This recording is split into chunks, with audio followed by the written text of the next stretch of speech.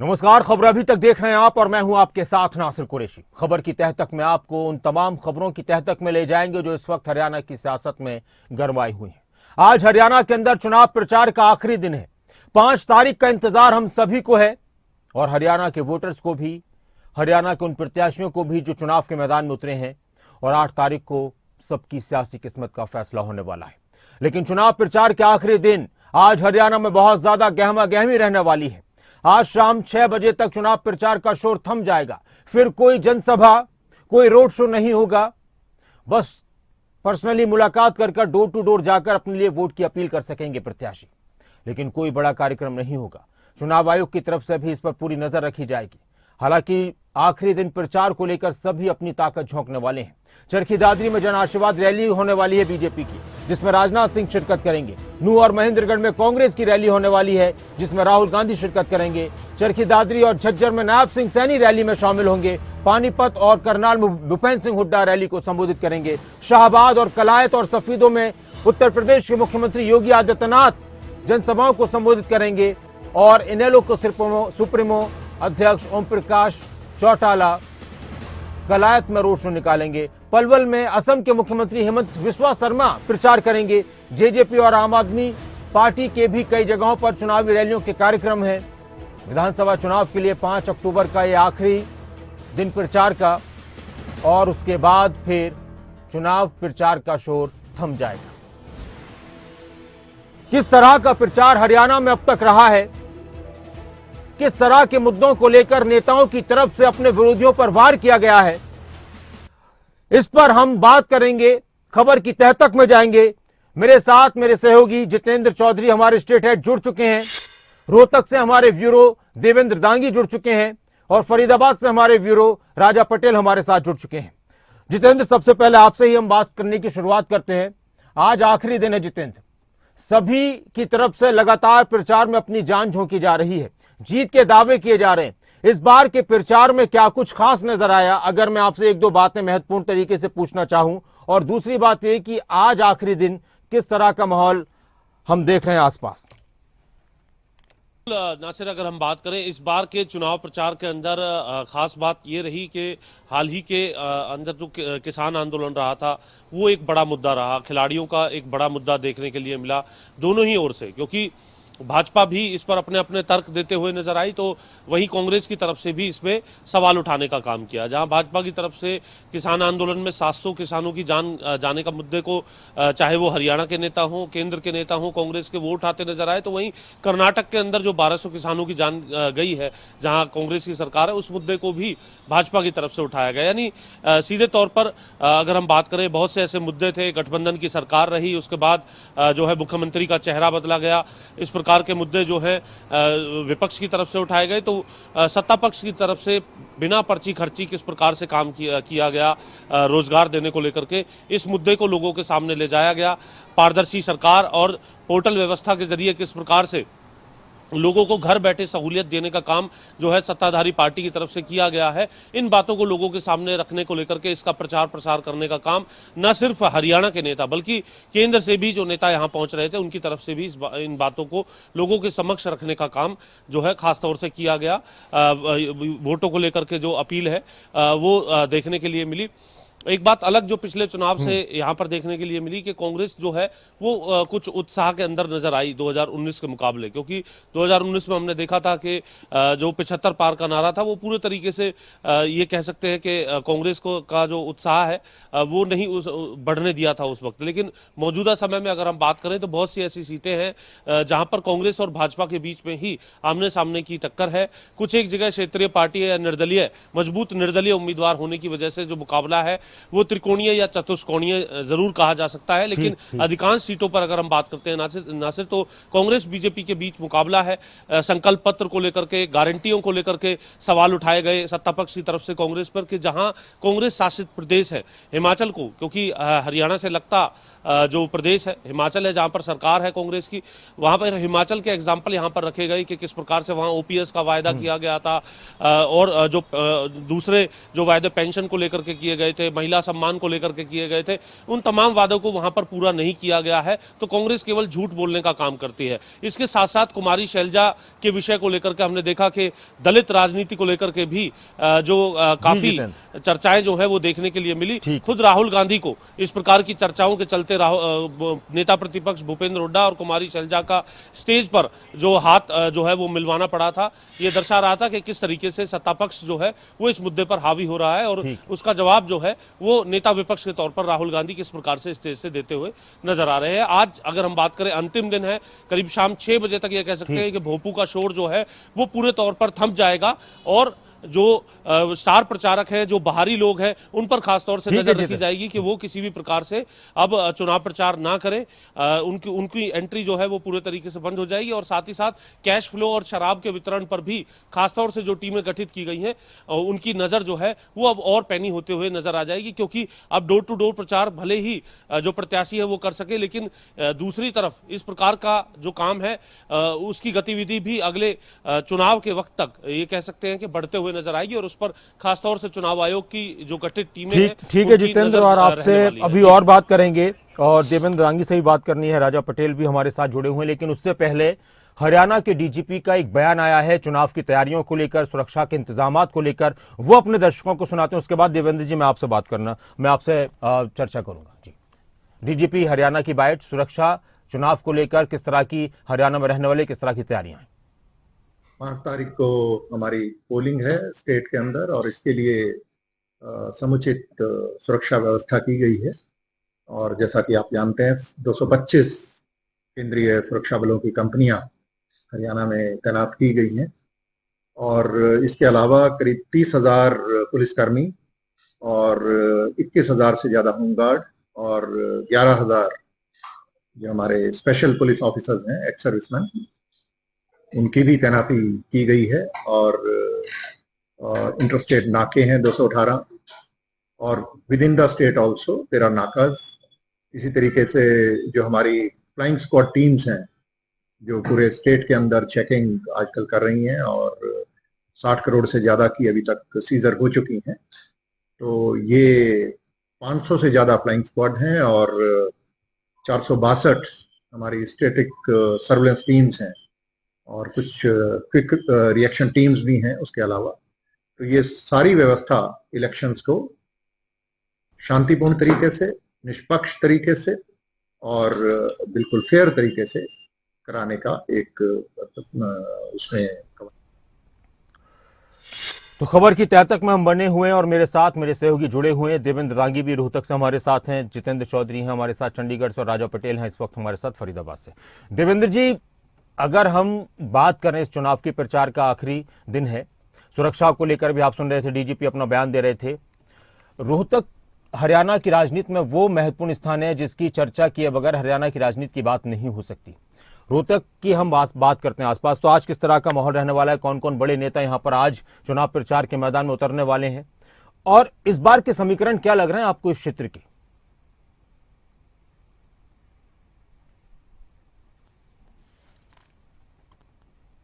जी doctor Nasir, देखिए बिल्कुल आज का दिन वाकई काफी अहम कहा जाएगा, काफी महत्वपूर्ण कहा जाएगा, क्योंकि आज चुनाव प्रचार का आखिरी दिन है। चुनावी भौंपू जो 1 महीने से जो कान फोड़ू जो शोर लोगों के कानों में गूंज रहा था, वो डॉक्टर नासिर आज थम जाएगा। आज शाम को निर्धारित जो समय है इलेक्शन कमीशन ऑफ इंडिया की तरफ से जो गाइडलाइन है उनके मुताबिक आज शाम तक का प्रचार का वक्त है। उसके बाद चुनावी भौंपू थम जाएगा, और उसके बाद जो है वो जो मतदाता है वो लाव लश्कर अपने साथ नहीं रख पाएंगे, चाहे कोई भी हो।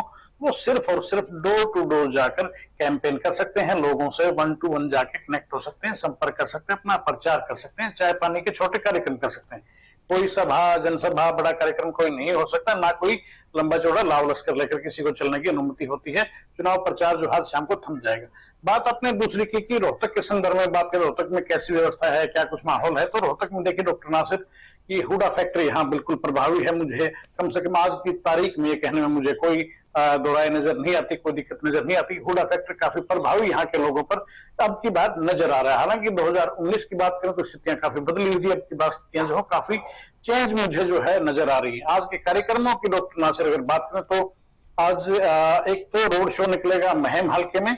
वो राधा अहलावत हैं, शमशेर खरकड़ा की धर्मपत्नी हैं, भाजपा नेता होते थे। भाजपा से राधा अहलावत जो है वो स्टेट लीडरशिप में काउंट होती थी, महिला नेत्री थी, महिला मंडल को वो रिप्रेजेंट करती थी। उनको पार्टी से निष्कासित कर दिया गया है। हाल ही में आपने है और हमने सभी चैनल्स पे खबर भी दिखाई गई थी कि राधा अहलावत को अनुशासनहीनता और पार्टी के आदेश न मानने के चलते निष्कासित कर दिया। इसके पीछे कारण ये था कि राधा अहलावत जो कई साल से लगातार शमशेर खरकड़ा के साथ मेहनत कर रही थी, महम हल्के में जाकर घर घर जाकर काफी मेहनत कर रही थी, महिला चौपाल करके कार्यक्रम शुरू किया था खासतौर से, और महिलाओं को खासतौर से जोड़ने में राधा अहलावत कहीं ना कहीं कामयाब भी रही थी। राधा अहलावत ने बगावत कर दी पार्टी से जब टिकट कटी तो, और उसके बाद बाकायदा पंचायत करके पंचायती उम्मीदवार के तौर पर उन्होंने चुनावी मैदान में ताल ठोक दी। इसके बाद उनको निष्कासित कर दिया गया था भाजपा से। आज राधा अहलावत रोड शो निकाल रही, लगातार प्रचार कर रही थी।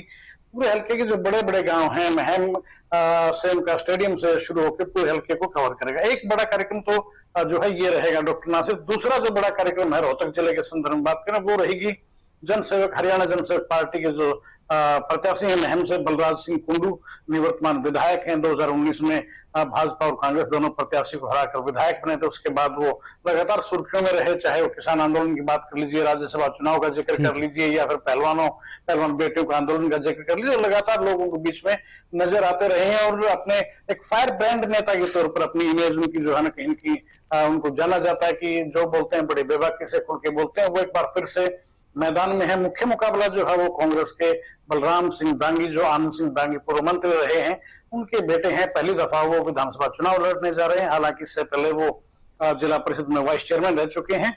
लेकिन सियासी अनुभव की अगर बात करें तो बलराम दांगी को काफी सियासी अनुभव रहा है।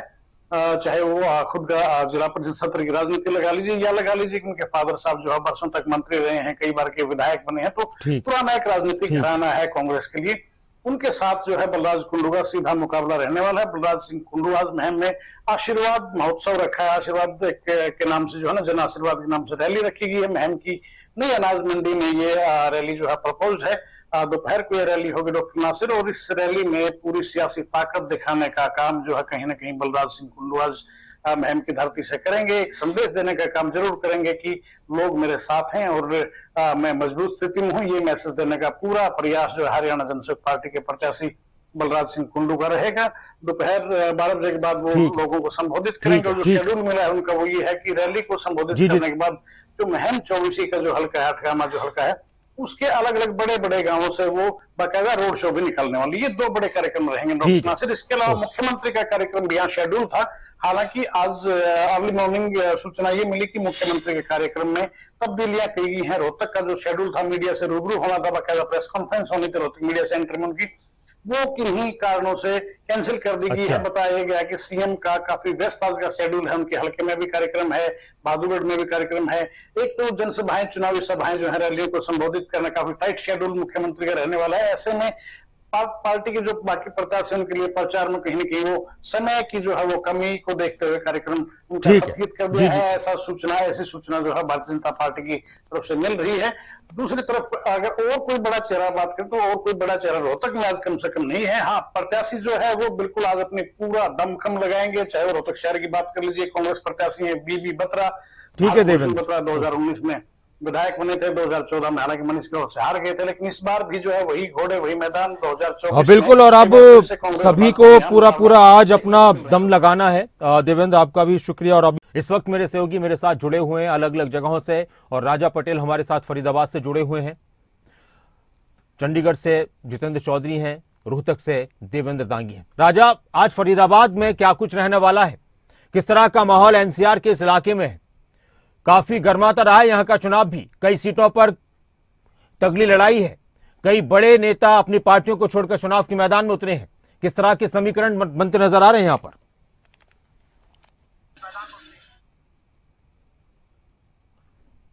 बिल्कुल देखिए, शहरी सीट है फरीदाबाद, क्योंकि दिल्ली से सटा हुआ, देश की राजधानी से सटा हुआ ये फरीदाबाद है। काफी कड़ा मुकाबला यहाँ पर देखने को मिलेगा, क्योंकि कई जो बागी नेता है वो निर्दलीय अपनी किस्मत आजमा रहे हैं। ऐसे में आज की बात करें, क्योंकि आज चुनाव प्रचार शाम को 6 बजे थम जाएगा, ऐसे में तमाम जो बड़े नेता हैं वो आज फरीदाबाद में प्रचार करने जा रहे हैं। उत्तराखंड के मुख्यमंत्री पुष्कर सिंह धामी बल्लभगढ़ से जो भाजपा प्रत्याशी हैं उनके लिए वोट की अपील करेंगे।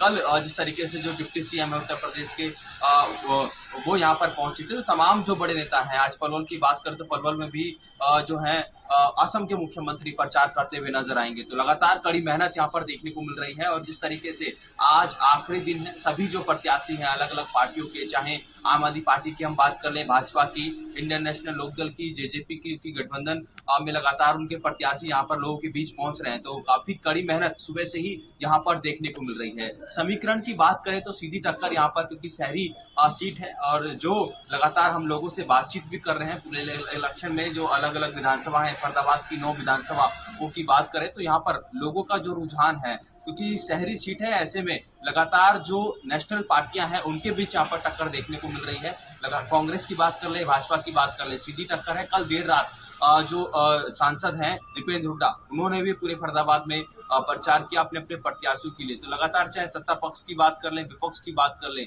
वार पलटवार यहाँ पर देख रहा है। और शहरी सीट की हम बात करें नासिर जी, तो सबसे बड़ा जो मुद्दा है यहाँ पर प्रॉपर्टी आईडी और फैमिली आईडी को लेकर लोगों के बीच काफी ज्यादा नाराजगी है, क्योंकि प्रॉपर्टी आईडी से काफी शहरी क्षेत्र में जो है कि काफी नुकसान यहाँ पर देखने को मिला है। तो एक बड़ा मुद्दा इस बार के जो इलेक्शन में, चुनावों में, शहरी सीटों में जो है फरीदाबाद, यहाँ पर प्रॉपर्टी आईडी और जो फैमिली आईडी है उसको लेकर काफी ज्यादा परेशान लोग यहाँ पर नजर आए हैं, जिसके लेकर काफी नुकसान भी लोगों को हुआ है। कई फैमिलीज के यहाँ पर राशन कार्ड कट गए हैं। तो ये एक बड़ा मुद्दा शहरी सीट में देखने को मिला है, क्योंकि फरीदाबाद स्मार्ट सिटी के प्रोजेक्ट चल रहे हैं, तो कई ऐसे जो प्रोजेक्ट हैं वो की अधर में लटके हुए हैं। तो इसको लेकर भी एक बड़ा मुद्दा है कि स्मार्ट सिटी के लंबे समय से प्रोजेक्ट चल रहे हैं, तो एक बड़ा मुद्दा इलेक्शन में ये भी रहा है। तो तमाम जो स्थानीय मुद्दे हैं फरीदाबाद में, वो भी जो है फरीदाबाद की जनता, जो भी नेता पहुंच रहे हैं उनसे पूछने का काम कर रही है। चाहे ड्रोनेज सिस्टम की बात करें, एनआईटी विधानसभा में आपने देखा होगा, क्योंकि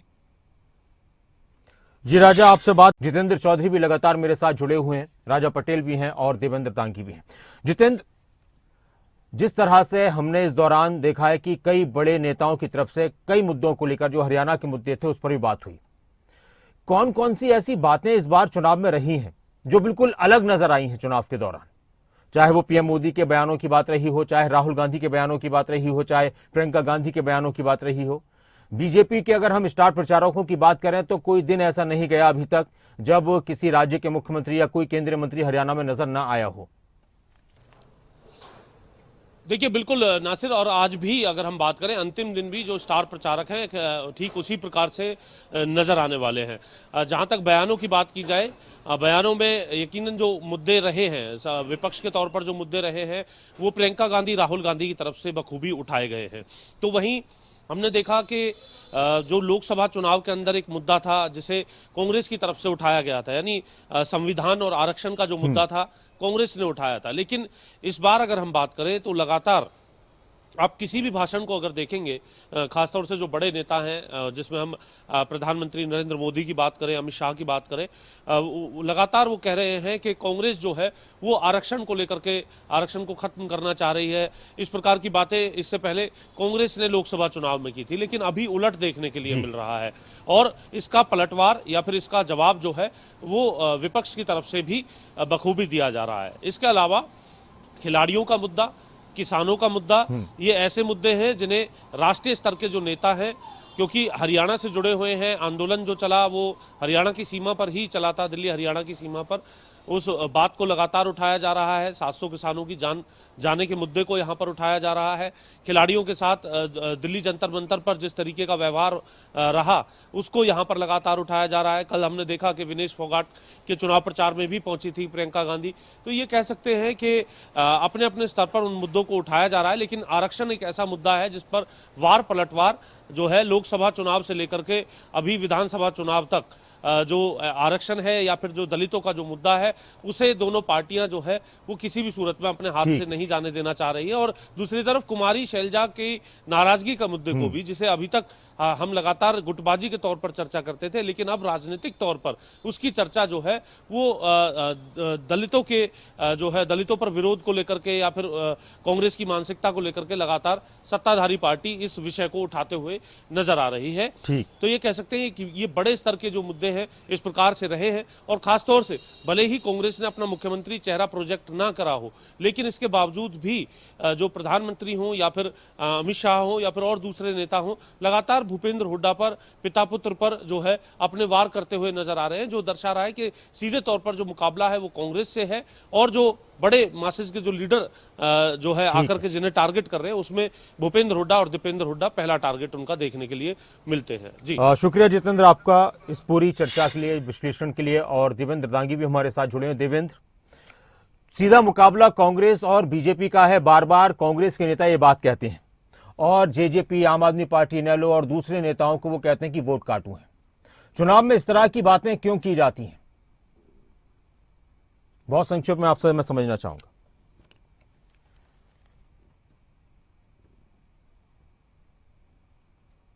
जी डॉक्टर नासिर, देखिए जितेंद्र की बात पर मैं उसके संदर्भ में कुछ कहना चाहूंगा। पहले जी, जो इश्यूज की बात जो जितेंद्र चौधरी हमारे स्टेटेड जो बता रहे थे, उसमें एक चीज जो शैलजा का जो फैक्टर जी। भाजपा का नजर नहीं आता, जो बड़ा चेहरा हरियाणा में आया हो, उसने शैलजा के बहाने हुड्डा ग्रुप को टारगेट ना किया हो, ऐसा सिंगल चेहरा भी मुझे इस चुनाव प्रचार में पूरे कहीं डॉक्टर नासिर नजर नहीं आया। इसके पीछे जो मुझे जो कहानी समझ में आई है वो ये है कि समन और दलित, इन दोनों वोटों का गठजोड़ जब होता है तब सत्ता परिवर्तन किया है हरियाणा की जनता ने। इस बार भाजपा जो है वो शैलजा के बहाने पूरी तरह से हमलावर है हुड्डा गुट पर, और कहीं न कहीं जो माना जाता है कि 22% के आसपास जो दलित वोट बैंक है उसको टारगेट किया जा रहा है।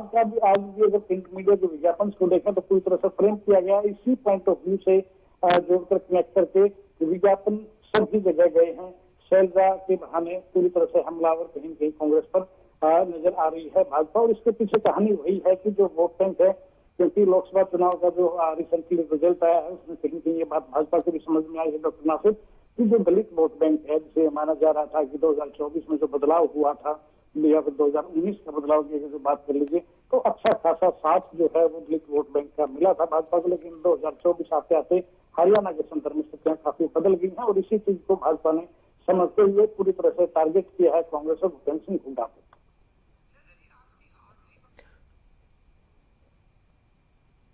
चलिए जी देवेंद्र जी, बहुत शुक्रिया आपका इस पूरी चर्चा के लिए, पूरी बातचीत के लिए। जितेंद्र आपका भी शुक्रिया, राजा पटेल आपका भी शुक्रिया। खबर की तह तक में इतना ही, लेकिन खबरें अभी तक पर लगातार चुनाव से जुड़ी हर एक छोटी बड़ी खबर हम आपको दिखाते रहेंगे।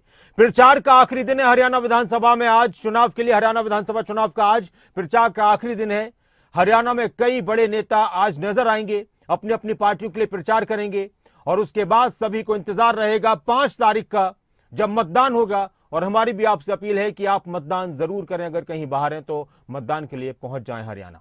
खबरें अभी तक आपका पसंदीदा चैनल आपको हर एक बड़ी और छोटी खबर चुनाव से जुड़ी, आपके सरोकार से जुड़ी दिखाता रहेगा। आप